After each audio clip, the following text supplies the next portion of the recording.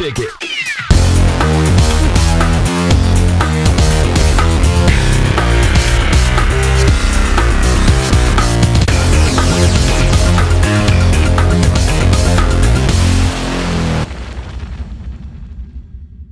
Bonjour, on est aujourd'hui dans la campagne argovienne pour vous parler de la dernière mouture de chez Kia. Alors c'est la Kia Ceed que vous avez ici devant vous.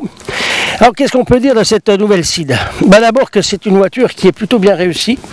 Les designers de chez Kia ont réussi à faire une voiture qui est très agréable au regard, avec des lignes très effilées, tendues, un arrière un peu plus massif.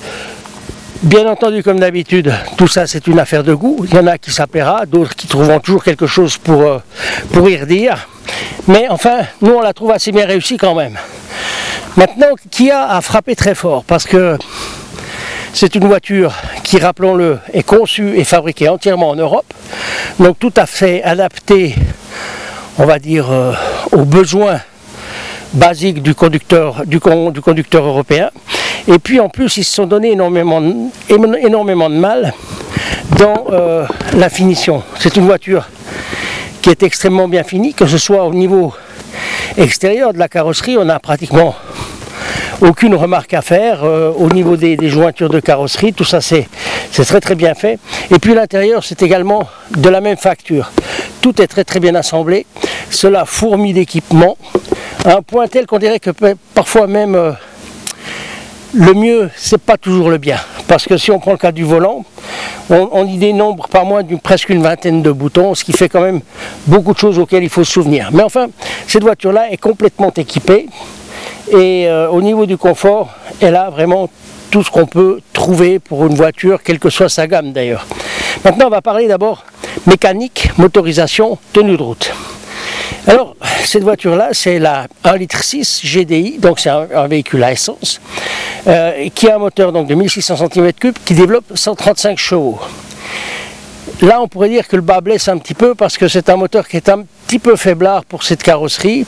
Il est très bien soutenu par une boîte automatique qui est construction propre à Kia, qui s'inspire des boîtes DSG qu'on avait chez Audi par exemple, qu'on retrouve dans le groupe VV, qui sont des boîtes qui sont très agréables. Elles sont douces, elles passent, les vitesses passent bien, c'est une boîte à 6 rapports.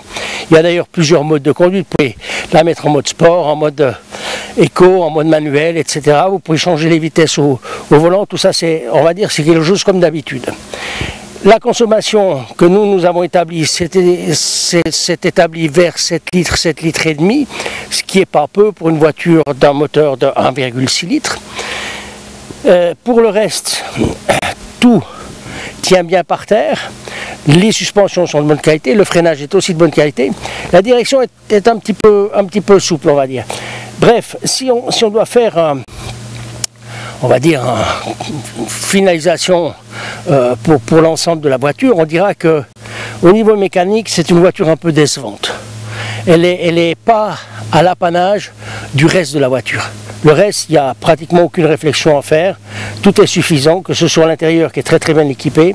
Mais la voiture en elle-même est un peu décevante quant au niveau des prestations, on va dire, de roulage. Elle est un peu triste, elle ne donne pas beaucoup d'émotion, pas beaucoup de plaisir à la conduite. Elle est sûre, elle plaira certainement à énormément de monde qui ne recherche pas l'émotivité au niveau d'une voiture, mais qui va chercher un compagnon qui sera pratique. Maintenant, en ce qui concerne les prix, évidemment, Kia est extrêmement bien placé aussi, puisque cette voiture en version de base coûte 31 000 francs.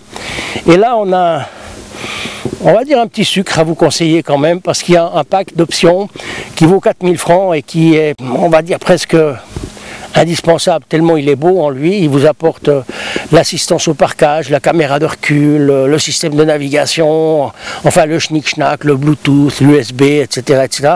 Tout ce que vous pouvez trouver sur une voiture. Maintenant, si on fait un bilan global de cette voiture, qu'est-ce qu'on va en dire? On va en dire que Kia a quand même réussi un beau jet. C'est une voiture qui est, somme toute, familiale, agréable, qui va convenir pour faire de longs trajets, il n'y a aucun doute à ça, mais qui ne conviendra certainement pas à quelqu'un qui cherche un peu d'émotion dans la conduite. ça, cette voiture ne le fournit pas. Ça, c'est quelque chose dont il faut être bien clair. Maintenant, pour le reste, pour tous les jours, etc., c'est une voiture qui n'a pas grand défaut. Elle roule très bien. Il y a peut-être un problème avec la visibilité 3/4 arrière, mais comme il y a une caméra de recul dans le pack A4000, donc il n'y a aucun souci non plus de ce côté-là. Je dirais que dans l'ensemble, l'expérience est plutôt bonne, et puis c'est une voiture de tous les jours qui ira très bien et qui en plus n'est pas chère. Voilà, Jean-Louis Vidal pour Oden Motor, on est en septembre 2012.